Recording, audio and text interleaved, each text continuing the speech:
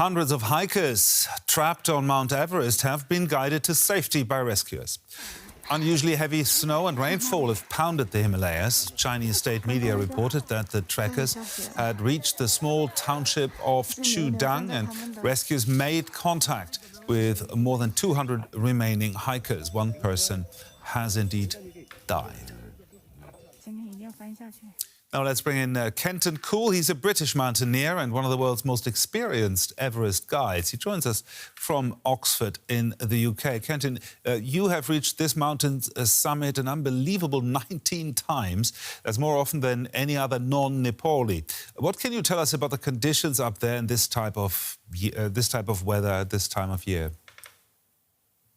Well, this somewhat unforeseen storm is somewhat unusual this time of year, but it doesn't mean it can't happen. I was in Chinese Tibet about 10 years ago, and we experienced a similar unforecast snowfall event that put down perhaps a meter of snow at the base camp that we were at.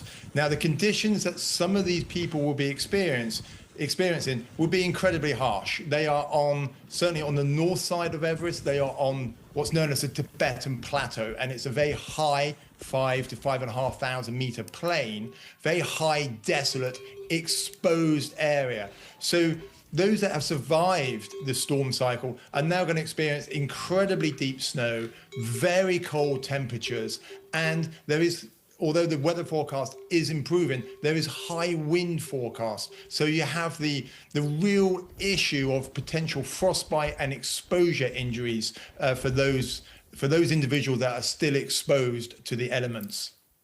Now, from your experience, what does the operation to rescue them look like? Well, the majority of these trekkers who are stranded are on the Tibetan, on the Chinese side of the Himalayas. And that area, surprisingly, is frequented relatively well by a road network. And my understanding, having spoken to friends in the area, it is a combination of the authorities who have mobilized pretty quickly, trying to get 4x4s into the area. And then there are lots of reports about Tibetan yak herders using trains of yaks to literally burst a trail through the deep snow to try to get to some of these stranded trekkers. Now, many of those trapped are not experienced mountaineers. They're holiday trekkers. Is that part of the problem, or could it have happened to experienced people like yourself, for example, as well? Well, it is exactly part of the problem. So it is the start of an 8-day holiday in China right now. And the majority of those who are stranded are Chinese tourists. And reports are coming in that the majority, not all of them, the majority were under-equipped for the storm that they faced.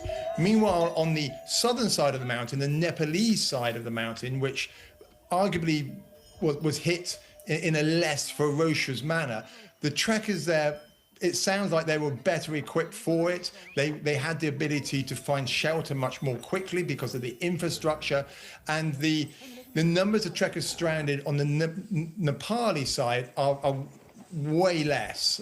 In fact, the reports are that pretty much everybody is safe on the Nepalese side. So definitely the number of tourist trekkers, shall we call them, the Chinese tourist trekkers, it very much sounds like they were under-equipped for what they were attempting. Now, very briefly, what lessons should be learned for tour operators from this?